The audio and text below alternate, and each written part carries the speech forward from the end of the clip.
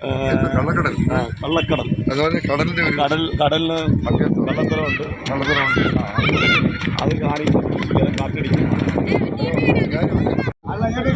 തങ്കശ്ശേരി മാർക്കറ്റിൽ കഴിഞ്ഞ 40-50 അല്ലെങ്കിൽ 60-70 വർഷങ്ങളായിട്ട് തലമുറകളായിട്ട് കച്ചവടം നടത്തി വരുന്ന ഒരു കൂട്ടം കച്ചവടക്കാർ അവർക്ക് മാർക്കറ്റ് പൊളിക്കുകയാണ്, അവിടെ പുതിയ മാർക്കറ്റ് കെട്ടാൻ പോവുകയാണ്. അതുകൊണ്ട് നിങ്ങൾ തൽക്കാലത്തേക്ക് തങ്കശ്ശേരി ബസ് ബേയിൽ കോർപ്പറേഷൻ നിർമ്മിച്ചു നൽകുന്ന താൽക്കാലിക കടകളിലേക്ക് മാറണം എന്ന് പറഞ്ഞ് 3 ദിവസം മുമ്പ് ഒരു നോട്ടീസ് കൊടുത്തു. കോർപ്പറേഷൻ കൊടുത്ത ഈ നോട്ടീസിൽ ഡേറ്റ് ഇല്ല, കോർപ്പറേഷൻ സെക്രട്ടറിയുടെ സീലില്ല, നോട്ടീസ് നമ്പരില്ല, ഒന്നുമില്ലാതെ 3 ദിവസത്തിനകം ഒഴിഞ്ഞോണം എന്നും പറഞ്ഞാണ് ഒരു നോട്ടീസ് കൊടുത്തിരിക്കുന്നത്.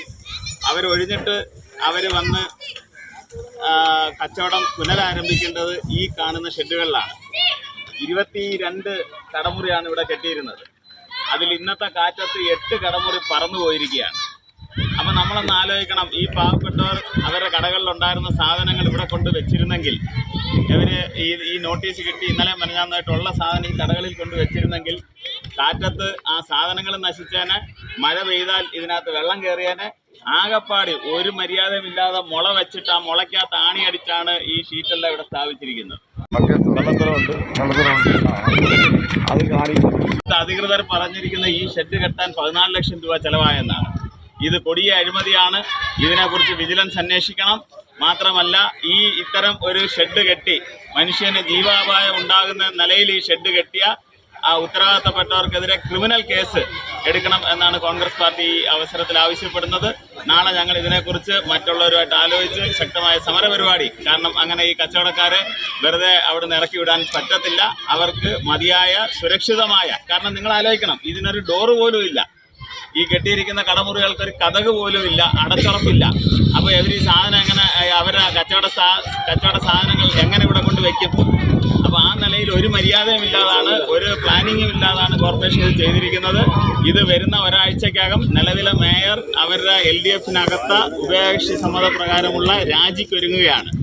അടുത്ത ഇനിയിപ്പം കാലാവധി തീരുന്നവരെ അടുത്ത 1 വർഷം CPIയുടെ മേയർ വരികയാണ്. അപ്പോൾ അതിനു മുമ്പായിട്ട് ഇവിടെ ഇപ്പോൾ ഉദ്ഘാടന മാമാങ്കങ്ങൾ എൻ്റെ തലമുറകളാണ് ചെയ്തുകൊണ്ടിരുന്നത്.